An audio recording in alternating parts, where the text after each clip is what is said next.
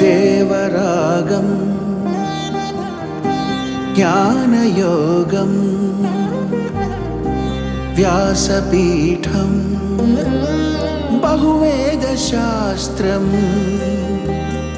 బోధామృతహిత శ్రీమన్నారాయణం శివగౌరీ సంభాషిత సకల పురాణం అష్టాక్షరి పంచాక్షరి మంత్రావరణం అఖిల దేవతా సంస్తుతి పారాయణం జయమంగళకరమీ ప్రవచన శ్రవణం అనుదినము శుభము సుఖము జీవన గమనం దేవరాగం జ్ఞానయోగం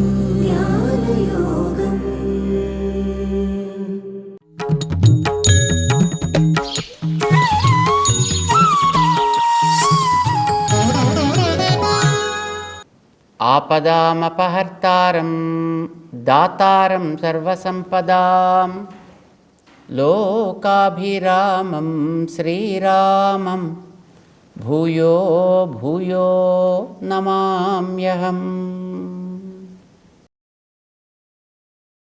జై శ్రీమన్నారాయణ. ప్రియ భగవద్బంధువులారా, విలువైన విషయాల్ని పొందాలి అనంటే వాటిని నేను ధరించగలను అనే ఒక నిశ్చయం, వాటిని పొందాలి అనే ఆర్తి, వెంటనే పొందాలి అనేటటువంటి ఒక త్వర తప్పనిసరిగా కావాలి. అవి లేనివాడికి విలువైన విషయాన్ని ఇస్తే వాడు దానిని గుర్తించలేడు, రక్షించలేడు కూడా. భగవంతుడికి ఉండేటటువంటి ఈ ప్రపంచ నియమన సామర్థ్యం, ఎన్నో రకాల వస్తువులు ఉన్నాయి కదా, ఇదంతా ఆయనకు ఉండేటటువంటి విభూతి, ఇదంతా ఆయన యొక్క పరిపాలనలో సాగేటటువంటి ఒక అతి చిత్ర విచిత్రమైనటువంటి ఒక వ్యవస్థ. ఎలా తాను దీని అంతటిని నిర్వహిస్తాను అనే విషయాన్ని చెప్పాలి అని అంటే వినేవాడికి కూడా కొంచెం రుచి శ్రద్ధ ఉండాలి కదా. వాడు దాన్ని నిజమైనటువంటి విశ్వాసంతో స్వీకరించగలిగేవాడు కూడా కావాలి కదా. అది అర్జునుడిలో ఉందా లేదా అని పరీక్ష చేయడానికి భగవంతుడు గతంలో కొంత గ్రంథాన్ని ఆయన ఉపదేశం చేశాడు. అది విన్న తర్వాత అర్జునుడు తనలో ఈ శ్రద్ధ రుచి ఉన్నాయి అనేది తనంతట తానుగా వ్యక్తం చేస్తున్నాడు అన్నమాట. అంటే తన మాటలతో తను దాన్ని వ్యక్తం చేస్తున్నాడు. అడవికి వెడుతున్నాడు రామచంద్రుడు. సరే, తనతో పాటు నిర్బంధించి సీత కూడా నన్ను తీసుకువెళ్ళు అని అడిగింది. సరే, ఇంకే మాట్లాడడానికి మరి వేరే అవకాశం ఆయనకి కలగలేదు, ఎదురు చెప్పలేకపోయాడు. సరే, తీసుకువెడతాను అని అంగీకరించాడు. ఇంతలో వెనకాతల నుంచి లక్ష్మణుడు వచ్చాడు. అప్పటిదాకా బయట ద్వారం దగ్గర నిలబడి చూస్తున్నాడు ఆయన. ఈయన్ని వెళ్ళమని, ఒక్కడనే వెళ్ళమని చెప్పింది కైక. చేతిన ఒక్కడే పెడతాడా, ఇంకొకళ్ళను కూడా ఎవరైనా తీసుకువెడతాడా? ఎవరినైనా ఒకళ్ళు తీసుకువెళ్తాడు అని తెలిస్తే తను కూడా మెల్లిగా ఆ బ్యాగేజీలో చేరచ్చు. అంచేత ఎదురు చూస్తున్నాడు. సీతమ్మ ముందర అడిగింది, వెళ్ళి లోపలికి మాట్లాడుతుంది. రామచంద్రుడు ఏం చేస్తాడో చూద్దాం. ఆవిడని తీసుకువెళ్ళడానికి ఎస్ అని అంగీకరిస్తే వెంటనే మనం కూడా వెనకాతల రెండో కంపార్ట్మెంట్ చేరవచ్చును అని అనుకున్నాడు. చూస్తున్నాడు. చూస్తే సరే, గచ్చ రామ మయా సహా అంది సీతమ్మ. అంటే ఓకే అలాగే అన్నాడు ఆయన. అంతే, వెంటనే తలుపు తీసుకొని వచ్చి మెల్లిగా రాముడు పాదాల మీద పడ్డాడు ఆయన. నన్ను కూడా తీసుకువెళ్ళవా? అయ్యో లేదయ్యా, అవసరం లేదయ్యా. అవసరం లేదంటే నువ్వు సీతమ్మని తీసుకెడుతున్నావు కదా, అంటే నీ తర్వాత మరొకళ్ళు కూడా నువ్వు రాణిస్తున్నావు కనుక నన్ను కూడా రాని అన్నాడు ఆయన. ఏం చేస్తావయ్యా వచ్చి అని అడిగాడు ఆయన. అహం సర్వం కరిష్యామి, నేను మొత్తం అన్ని పనులు చేసి పెట్టేస్తాను. నువ్వు చక్కగా అలా కూర్చుని ఉండు చాలు, మొత్తం నేనే చేసి పెట్టేస్తాను. ఎప్పుడు చేస్తావా? జాగ్రత్త స్వపతశ్చతే. నువ్వు మెలకుగా ఉన్నప్పుడు, నువ్వు నిద్రపోయేటప్పుడు కూడా ఏవేవి అవసరం అన్నీ మొత్తం నేనే చేసి పెట్టేస్తాను అన్నాడు. సర్వం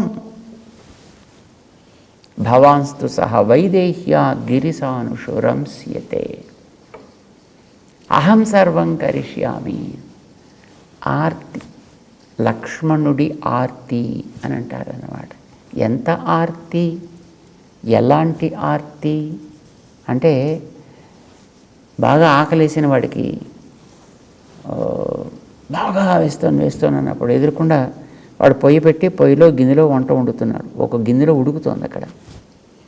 సరే, అంతకుముందు ఉడికించిన దాంట్లోంచి వచ్చిన పళ్ళల్లో కొద్దిగా ఉంది, అది పట్టుకొచ్చి వీడికి ఇక్కడ వడ్డించారు. ఇంకా గిన్నెకేసి చూస్తుంటాడు వాడు. ఏమిటిరా అంటే, నాకు అది కూడా పట్టుకొచ్చి పెట్టంటాడు. ఆకులో పెట్టింది తినాలనుకుంటాడు, ఇక్కడ గిన్నెలో ఉడుకుతున్నది తినాలనుకుంటాడు. ఇంకా దాంట్లో పోయడానికి ఏమైనా వెనకాత రెడీగా ఉంటే అది కూడా పట్టుకొచ్చి అది కూడా తినేస్తాడు. ఆర్తి, ఆకలి వాడికి అధికంగా ఉంది అని తెలిపే గుర్తు అది. వీడు అంతా తింటాడా తిండా అని వేరే విషయం, తినగలుగుతాడా తినలేడా వేరే విషయం. అంత ఆర్తి. నమ్మాళ్ళు వారు చెప్తారు, ఒక చోట భగవంతుణ్ణి ప్రార్థన చేస్తూ వెంకటాచలపతిని ప్రార్థన చేసేటటువంటి ఒక సన్నివేశంలో, నేను నీకు అన్ని రకాల సేవలు చేయాలి, అన్ని సేవలు చేయాలి. నేను ఇప్పటి సేవలు, నిన్నను ఏవేవైతే సేవలు చేస్తే బాగుండేదో అవి కూడా చేయాలి, రేపు రాబోయేటటువంటి సేవలు కూడా చేయాలి. ఒழிவில் కాలం ఎల్లాం వழிవిలా అడిమై చెయ్య வேண்டும், వழிవిలా అడిమై చెయ్య. ఎప్పుడు మధ్యలో కాస్త విచ్ఛేదం కూడా లేకుండా, చిన్న విచ్ఛేదం కూడా లేకుండా నేను చేసేటువంటి సేవలు కూడా అంతే. నాకు అవి ప్రాణము, నా ప్రాణాన్ని నిలబెట్టేవి అంటూ ఆళ్వార్ వ్యక్తం చేస్తారు, లక్ష్మణుడు వ్యక్తం చేస్తాడు. అట్లా అర్జునుడు కూడా తనకుండేటటువంటి ఆర్తిని అంతా తెలుసుకోవాలి, నీ గురించి మొత్తం నేను తెలుసుకోవాలి అనే తన యొక్క శ్రద్ధని శ్రీకృష్ణుడి దగ్గర వ్యక్తం చేస్తున్నాడు. 10వ అధ్యాయంలో 16వ శ్లోకంలో. శ్లోకం చూద్దాం ఎలా ప్రార్థన చేస్తున్నాడు. వక్తుమర్హసి అశేషేణ దివ్యా హ్యాత్మవిభూతయః యాభిర్విభూతిభిర్లోకాన్ ఇమాన్స్త్వం వ్యాప్య తిష్టసి.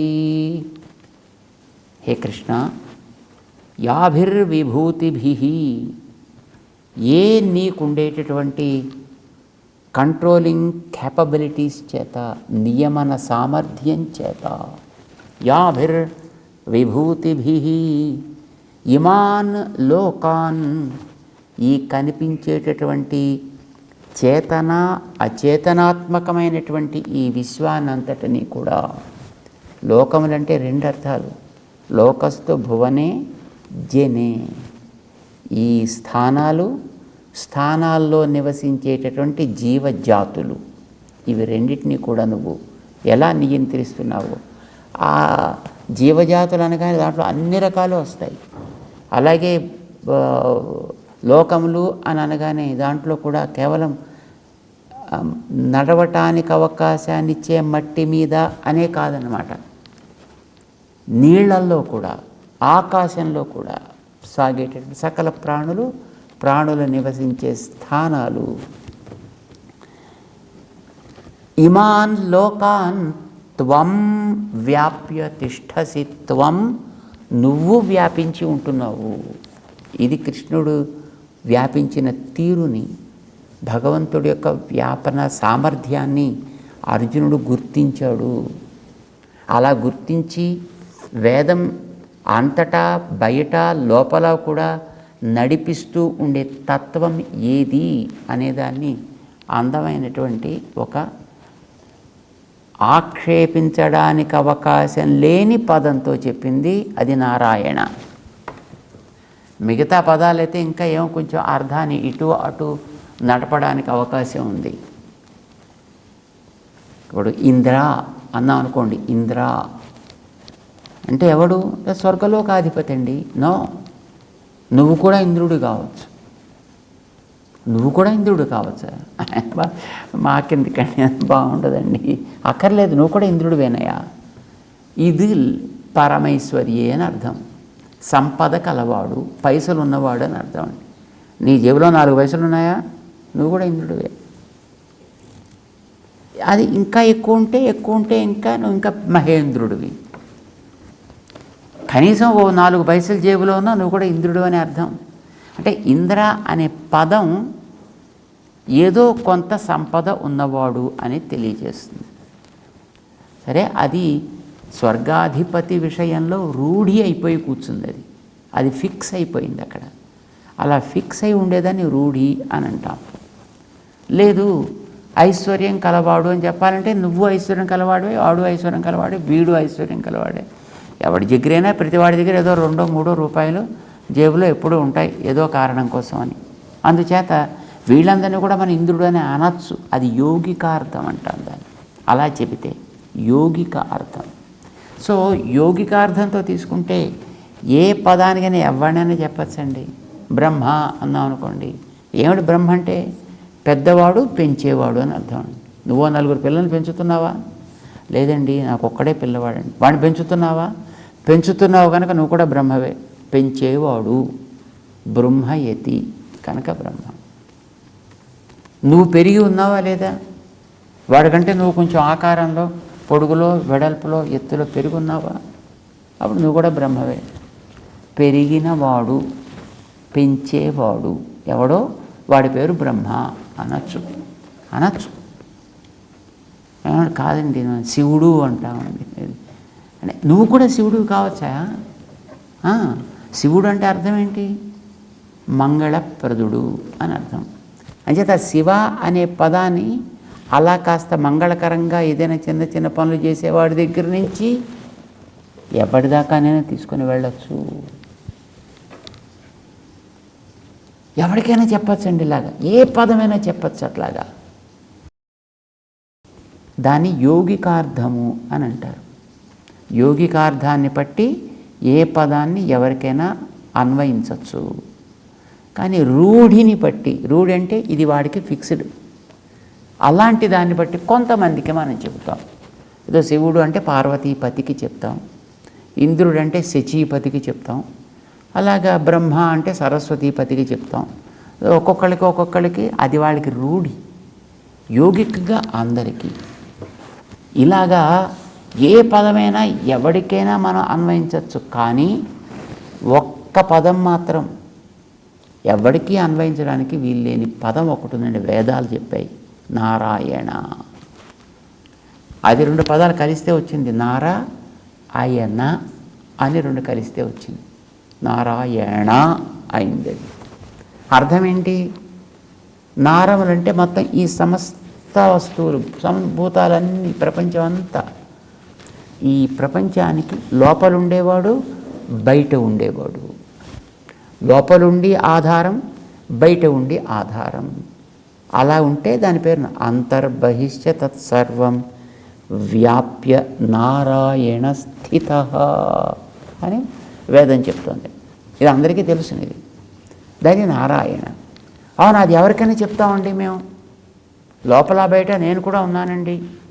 నేను ఈ శరీరానికి లోపల ఉన్నా, ఈ శరీరానికి బయట కూడా నేనున్నా, కనుక నేను నారాయణుణ్ణి. లేమలాగా. పోని ఒకవేళ అలా ఉన్నావు అని నువ్వు అనుకుని ఆ పదాన్ని నీకు అన్వయించుకోవాలనుకుంటే అది నారాయణ అయి ఊరుకుంటుంది. నారాయణ అవ్వదండి. ఆ అణకారం కాస్త పోతుంది అక్కడి నుంచి. పోతే పదం దుష్ట పదం అవుతుంది.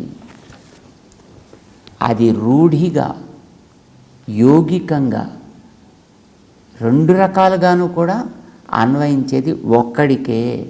లక్ష్మీపతి ఎవడో ఆయనకి మాత్రమే అన్వయించును. మిగతా వాళ్ళల్లో ఎవడైనా పేరు పెట్టుకుంటే నో ప్రాబ్లం. ఆయన పేరు సూర్యనారాయణ గారండి, ఈయన పేరు శివనారాయణ గారండి, ఆయన పేరు రామనారాయణ గారండి, ఇట్స్ ఓకే, నో ప్రాబ్లం. నారాయణే, ఈయన పేరు ఉత్తనారాయణ అండి, నో ప్రాబ్లం, పెట్టుకో. నారాయణ అనే పదం కింద ఎవరైనా పెట్టుకుని వాడుకుంటే దానికి అబ్సల్యూట్లీ నో ప్రాబ్లం. వాడికి అది రూఢి. కానీ దాని అర్థం చెప్పాల్సి వచ్చేటప్పుడు మాత్రం అది ఎవ్వడికి పరమ పతివ్రత అండి ఆ పదం.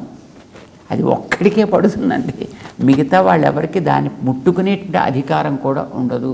ముట్టుకుంటే దాని రూపాన్ని మార్చేసుకుంటుంది, నారాయణ అయి ఊరుకుంటుంది. అది పదానికి ఉండే గొప్పతనం. ఇది మనం చెప్పే మాట కాదండి. వ్యాకరణ నిర్మాతలైనటువంటి పాణిని మొదలైనటువంటి మహానుభావులు వాళ్ళు చెప్పారండి దీని గురించి. నారాయణ అని వేదాలు ఏ తత్వాన్ని గురించి చెప్పాయో ఆ రకంగా వ్యాపించి అంతర్బహి వ్యాపించి ఉన్న తత్వం నువ్వు అని నేను గుర్తిస్తున్నానయ్యా. అది చెప్తున్నాడు ఇప్పుడు ఈ 16వ శ్లోకంలో 10వ అధ్యాయంలో. యాభిః విభూతిభిః లోకాన్ ఇమాన్ త్వం వ్యాప్య తిష్ఠసి. నువ్వే వీటిలో వ్యాపించి ఉంటున్నావు అనే విషయాన్ని నేను గుర్తిస్తున్నాను. అర్థాత్ నువ్వు నారాయణుడవు అని నేను తెలుసుకుంటున్నాను. ఇదివరకు చెప్పారు మహానుభావులు, ఋషులంతా ఇదివరకు చెప్పారంటే అప్పుడు విన్నా. ఇప్పుడు తెలుస్తోంది నాకు నువ్వు చెప్పినటువంటి ఈ విశేషాలని బట్టి. మనకి చిన్నప్పుడు స్కూల్లో జాయిన్ కాగానే పదాలు చాలా నేర్పిస్తారు, చాలా పదాలు నేర్చుకుంటాం. కానీ ఆ పదాలకు ఉండేటటువంటి అసలు అర్థాలు పెరిగి పెద్దవాళ్ళం అయిన తర్వాత తప్ప మనకి తెలియవు. ఓహో, ఈ పదానికి ఇంత లోతుందా, ఈ పదానికి ఇంత అర్థం ఉందా అని మనకి కొంతకాలం గడిచిన తర్వాత, అది మన వాడుకలోకి వచ్చిన తర్వాత, వాటిని మనం అనుభవించడం నేర్చిన తర్వాత మనం తెలుసుకుంటాం. చేత పదాలకి, నారాయణ అనే పదానికి కానీ అర్థం ఇద్దరికి విన్నాడు తాను. ఋషులంతా అరణ్యవాసం చేసే రోజుల్లో, ఏమయ్యా మీ బావ అని అనుకుంటూ ఉండేటటువంటి మీతో పాటు తిరుగుతుండే ఈయన సామాన్యుడు కాదయ్యా, సాక్షాత్తు జగత్ సృష్టికర్త ఈయనే అని ఎంతోమంది మహానుభావులు చెప్పారు.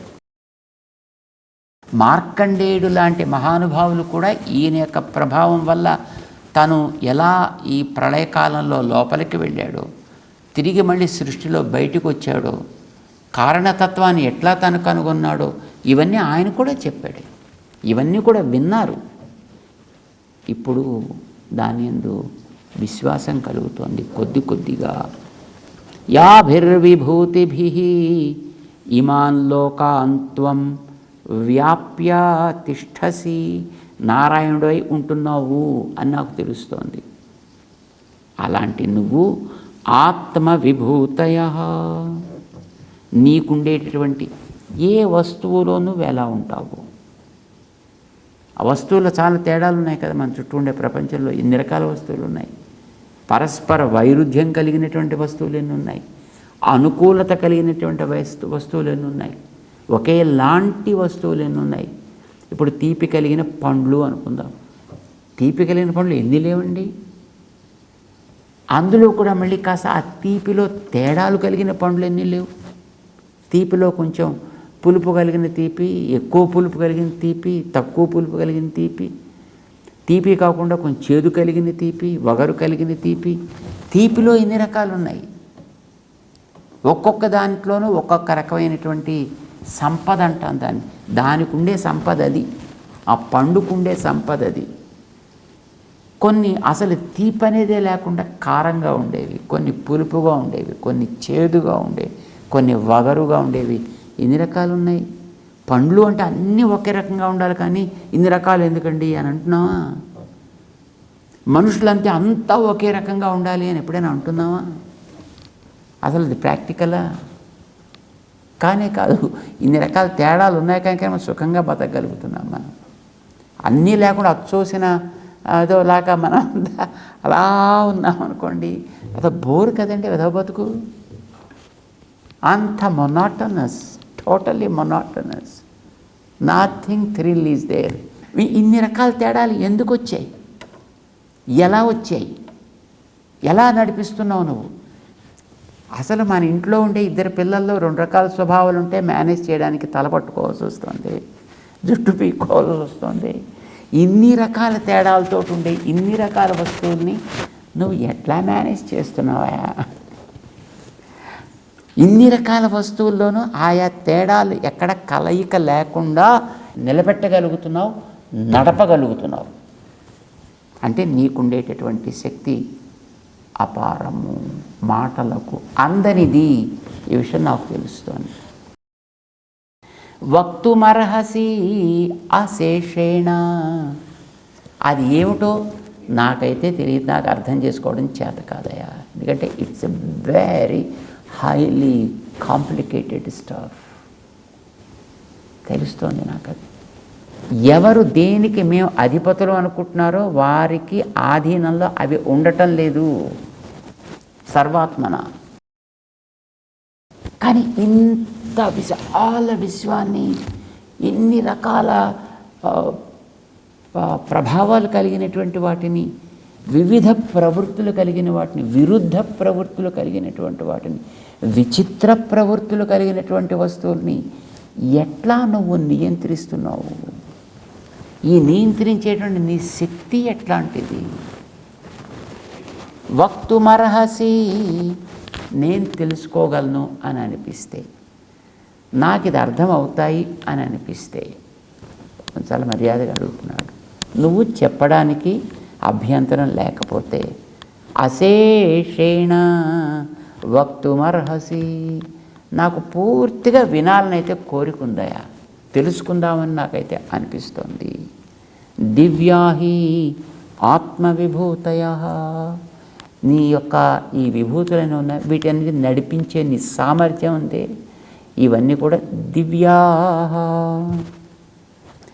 మాటలకి అందనివి, ఇలాంటివని చెప్పటానికి వీల్లేనివి, చిత్ర విచిత్రములు, అపూర్వములు, ఆశ్చర్యవత్ అంటాడు. గతంలో వేదాలు అలాగే చెప్తున్నాయి, 2వ అధ్యాయంలో తను కూడా అలాగే చెప్పుకున్నాడు. ఆశ్చర్యవత్ పశ్యతి కశ్చిదేనం ఆశ్చర్యవత్ వదతి తథైవ చాన్యః ఆశ్చర్యవచ్చైనమన్యత్ శృణోతి శ్రుత్వాప్యేనం వేదన చైవ కశ్చిత్. చెప్పడం అనేటువంటి అసాధ్యం. చిన్న మనందరికీ అనుభవంలో ఉన్నది, తీపి మామిడి పండు ఎట్లా ఉంటుంది, తీపి. బెల్లం ఎట్లా ఉంటుంది, తీపి. తాండ్ర ఎట్లా ఉంటుంది, తీపి. జాంగ్రీ తీపి, మైసూర్ పాక్ తీపి, జిలేబీ తీపి. తీపి ఎలా ఉండును? నీ విభూతులన్నీ కూడా అట్లాంటివేనాయా, మాటలకి చెప్పడానికి చేతకానివి. అవి నువ్వు చెబితే తెలియాల్సిందే తప్ప. చేతి ఇవన్నీ కూడా దివ్యములు. తీపి ఎట్లా ఉంటుందంటే ఒకటే ఆన్సర్ అండి, దివ్యమండి. దివ్యమండి అన్నవాడికి కూడా కాస్త నోరు తెరిచి వాడి నోట్లో కూడా ఒకటి వేయాలి. చెప్పి ఇప్పుడు దివ్యమండి అంతే. దివ్యాహి ఆత్మవిభూతయ, వీటన్నిటిని కూడా గురించి నువ్వు నాకు అనుగ్రహిస్తే, నేను తెలుసుకోగలిగితే, వక్తుమర్హసి, నాకు చెప్పాల్సింది సుమా అని ప్రార్థన చేస్తున్నాడు అర్జునుడు. శ్రీకృష్ణుడు దానికి సమాధానం చెప్పబోతూ, కృష్ణుడి సమాధానానికి పూర్వం ఇంకా అర్జునుడు ప్రశ్న పూర్తి అవ్వలే. 7 శ్లోకాల్లో ప్రశ్న వేశాడు. ఇదివరకైతే 1 శ్లోకంలో ప్రశ్న వేసినా ఏమిటో నన్ను అనవసరంగా కన్ఫ్యూజ్ చేస్తున్నావు అన్నట్టుగా ప్రశ్నలు వేసేవాడు ఇదివరకు. ఇప్పుడు అట్లాంటి ప్రశ్న వేయట్లేదు, ఫెయిర్ క్వశ్చన్. చక్కగా నేరుగా అడుగుతున్నాడు, జిజ్ఞాసగా అడుగుతున్నాడు ఆయన. దాన్ని ఇంకొక 2 శ్లోకాల్లో కూడా అడుగుతాడు. అప్పుడు కృష్ణుడు సమాధానం చెప్పడం ప్రారంభిస్తాడు. ఆ 2 కూడా తెలుసుకుని ముందుకు సాగుదాం. జై శ్రీమన్నారాయణ.